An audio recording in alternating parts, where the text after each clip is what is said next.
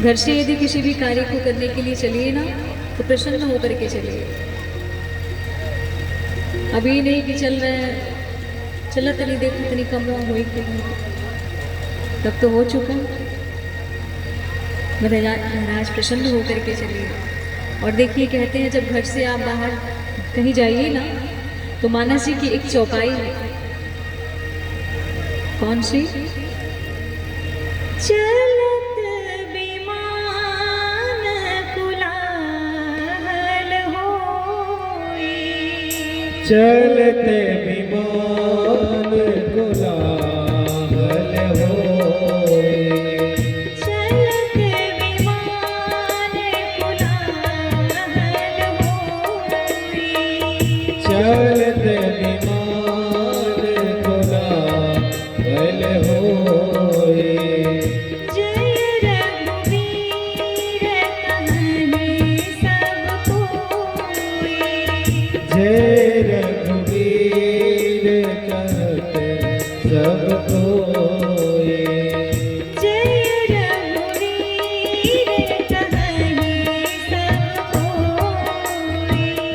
जय रघुवीर कहे सब कोई। महाराज जब भी घर से निकलिए ना तो 11 बार इस चौपाई को गाइए। जब भी कहीं आप गाड़ी लेकर के जा रहे हो ना, जब भी गाड़ी में बैठे तो 11 बार इस चौपाई को गाएं, उसके बाद अपने कार्य के लिए निकले। महाराज हम दावे के साथ कह सकते हैं आपके साथ कभी कोई दुर्घटना हो ही नहीं सकती। और किसी भी कार्य को करिए ना तो ठाकुर जी से कहिए प्रभु अब आप ही देखिएगा, कृपा कीजिएगा। विश्वामित्र जी के संग जब प्रभु श्री राम चले ना तो चलते चलते रास्ते में एक आश्रम दिखाई पड़ा। भगवान राम ने विश्वामित्र जी से कहा प्रभु ये आश्रम किसका है और ये शिला कैसे रखी हुई है?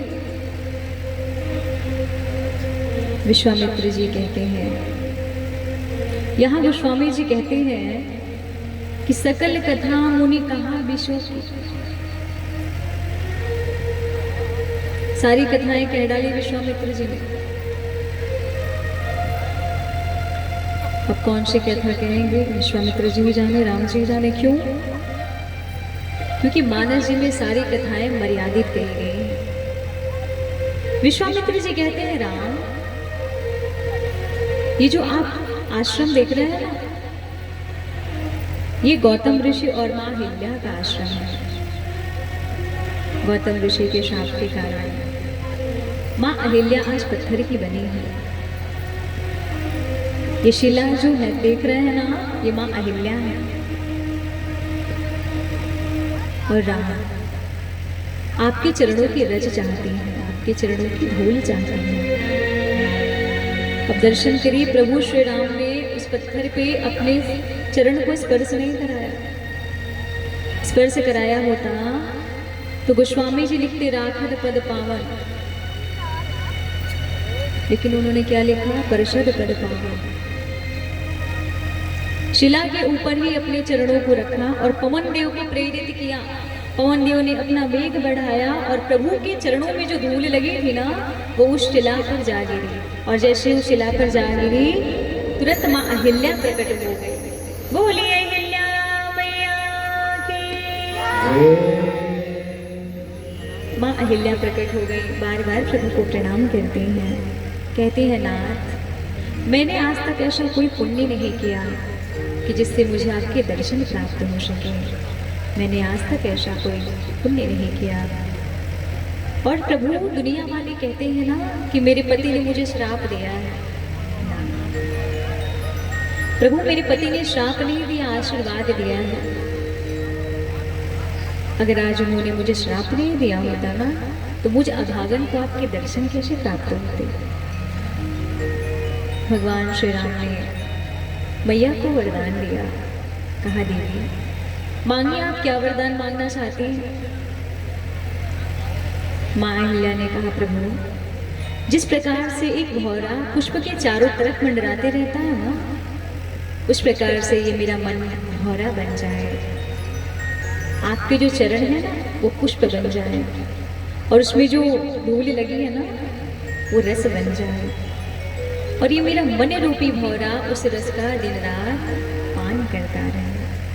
प्रभु मुझे यही आशीर्वाद दीजिए, यही वरदान दीजिए। प्रभु ने वरदान दिया।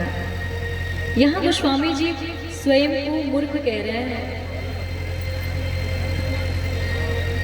कि ऐसे प्रभु दीन बंधु हरि कारण रहित दयाल। तुलसीदास सठती भजो छाड़ी कपट